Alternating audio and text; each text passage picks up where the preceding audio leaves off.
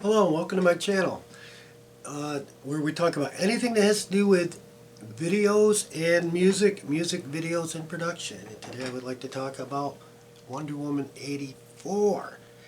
Before I give you my review, I'd like to give you the backstory. Is when I first saw the first Wonder Woman, I did not see it in the movie theater.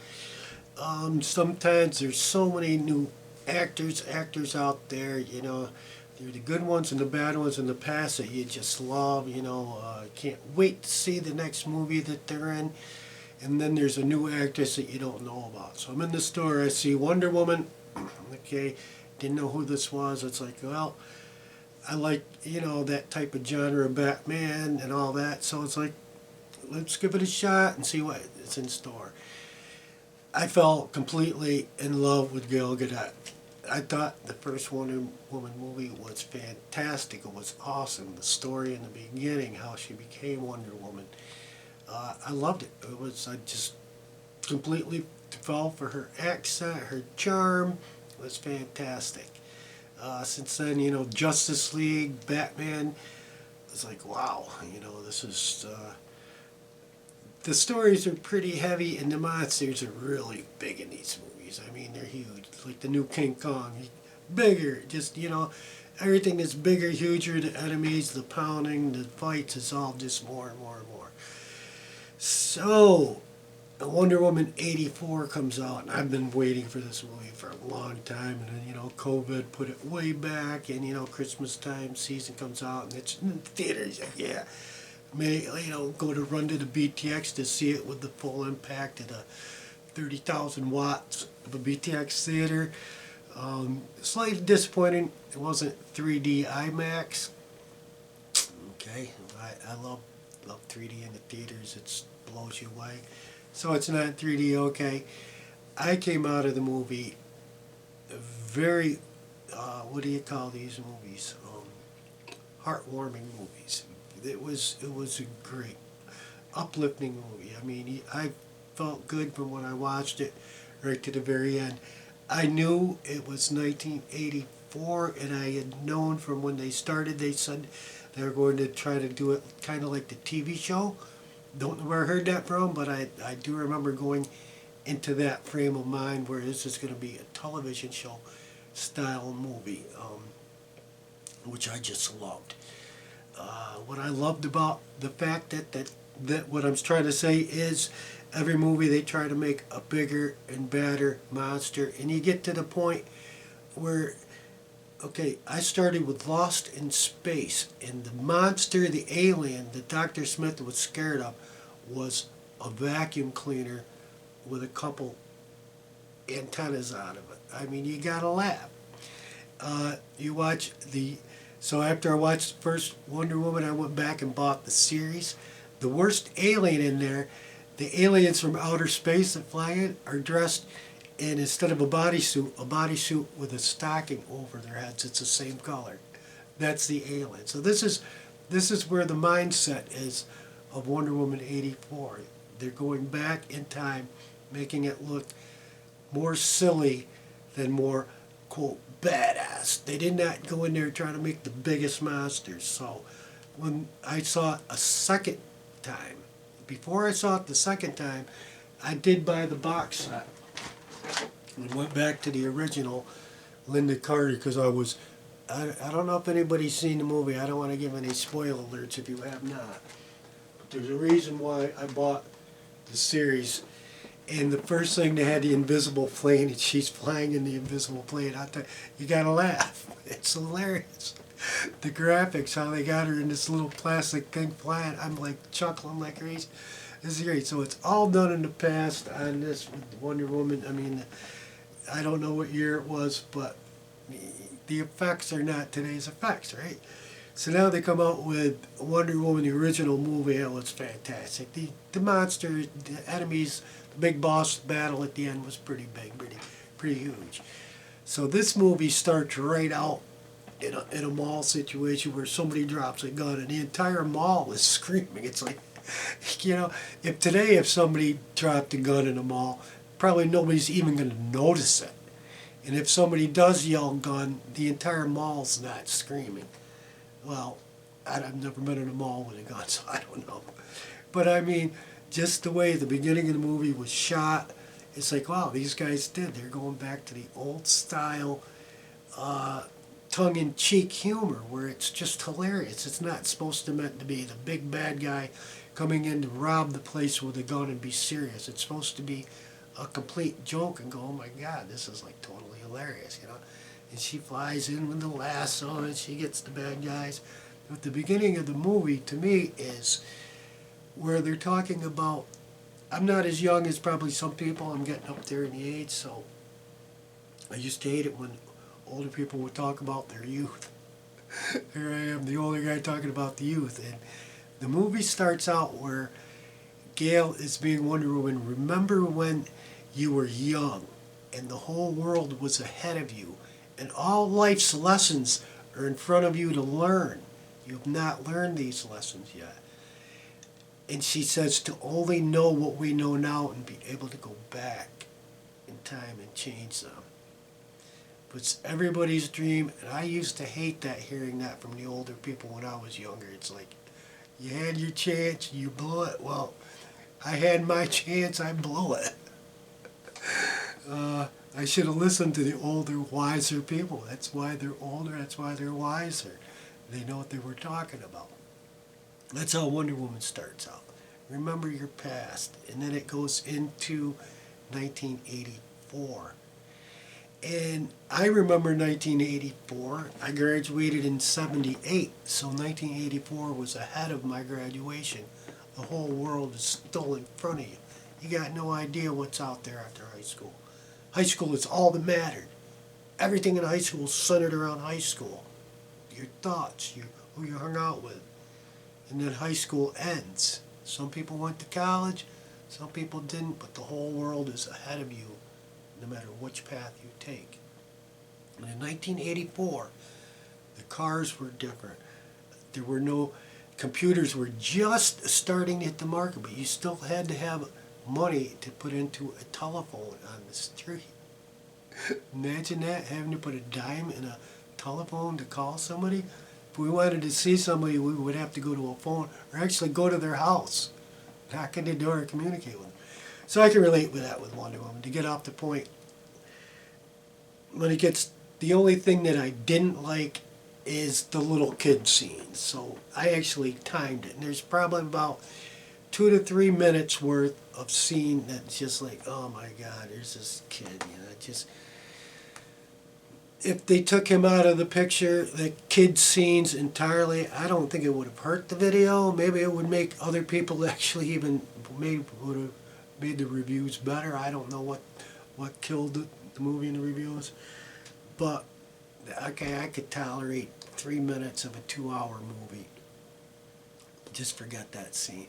But the monster's not the biggest, baddest monster in the world. The final creature's not the biggest, baddest battle in the world. That's great. We need a break. We need a break from every movie. Who can kill how many people more? RoboCop, I think that had the limits. When I first saw RoboCop, it's like, I couldn't even watch it. It's like, nobody needs to shoot a gun 5,000 times in 2 minutes. That's not me. That's just poor writing, poor acting. I can take a gun and rattle it off for 2 minutes with 5,000 clips. Bullcrap. So, aside that, the flying scenes in Wonder Woman, unbelievable. I imagine myself flying. I can imagine myself in the clouds. That's, you know, jumping out of a plane in a parachute, that's fun, but to take off flying like Wonder Woman does, come on. That is fantastic. Some of the car scenes in there, unbelievable.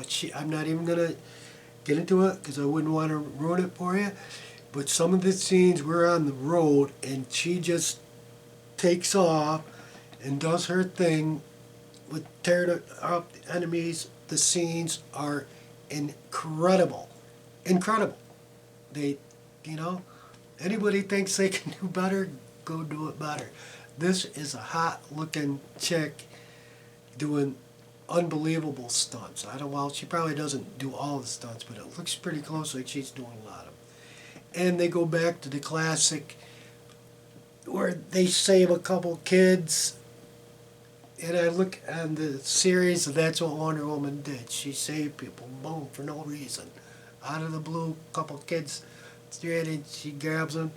That's in the movie. So all the Wonder Woman 84 is based on the original series. Right down, there's a scene, I'll give you a little spoiler about the invisible plane. They bring the invisible plane back to this movie, where if I didn't see the series, I wouldn't even have known about the invisible plane. I don't think they use the invisible plane in season 3, which I'm currently watching. I haven't seen it yet. But it was pretty popular in the first one. I was like, wow, she's got to go somewhere. So let's take the invisible plane. Woo! There she goes, Wonder Woman. I love it. So that was brought back in the movie. There's nothing in the movie that I didn't like. Just a little bit about the kid, but everything else. The arch enemy is another hot chick. I don't know her name. I haven't looked that up yet. She starts out being, the naive little mousy girl, and turns into the evil enemy and the evil villain. And she's a pretty hot. There's some pretty hot scenes in there with her. I thought she did a great job being the villain. I mean, I don't know what people expect nowadays, but I loved it. I loved everything about the movie. You get to the point where she's flying. It's like, wow, that is really cool, awesome flying scenes. I'm a video game player. I like racing games. You're using a television set for something other than watching TV. That's awesome. I'm interacting it. PlayStation, that's what I am. Whether you're computer, PC gamer, Xbox, you're interacting with your TV. Now, instead of watching something, you're interacting with it. Golfing game, football games. My racing games, Need for Speed. There's nothing I've ever seen, ever, on that television set that makes those pixels move as fast as Need for Speed. Hands down, that's the winner.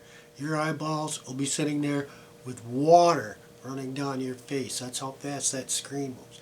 So using a TV other than a monitor to watch movies, that's great. So, in that sense of the word, watching Wonder Woman, it just blows you away right to the point where the flying scenes, I bought flying games on the PlayStation, just games like war games, walking games, it's two-dimensional. You get to a car game, you're still two-dimensional. But you get to a jet game or a flying game, now instead of just going left, right, or running over a hill, now you're flying in the air. You're taking off, and that plane, you can go any direction you want. You want to go up in the air, do a donut, loop to loop, come back around, fly down, go on top of the road 3 feet where a car would be, and fly under the bridge, and then take off. There's nothing like a flying game. They're awesome. You're not going to get that experience on a television set watching a movie for 5 or 10 seconds or a minute watching somebody fly. That's cool. But getting in the jet and flying it yourself on a video game is awesome. When I see the flying scenes in Wonder Woman, I can relate to flying. It's just a fantastic thought that we could be flying. We die, we go to heaven, we're going to fly into the clouds. Woohoo! That's a great thought to have. We're on this planet to live, not to kill our neighbors. Even though there's a lot of killing in video games, somebody does attack us, we're going to kill them. But it's more fun to do life, create, and see people's happiness and joyfulness.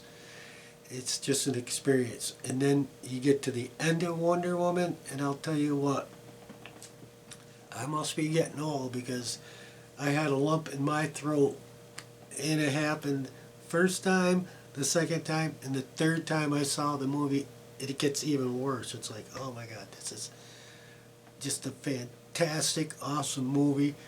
From the beginning of it, pulls you right in. Super.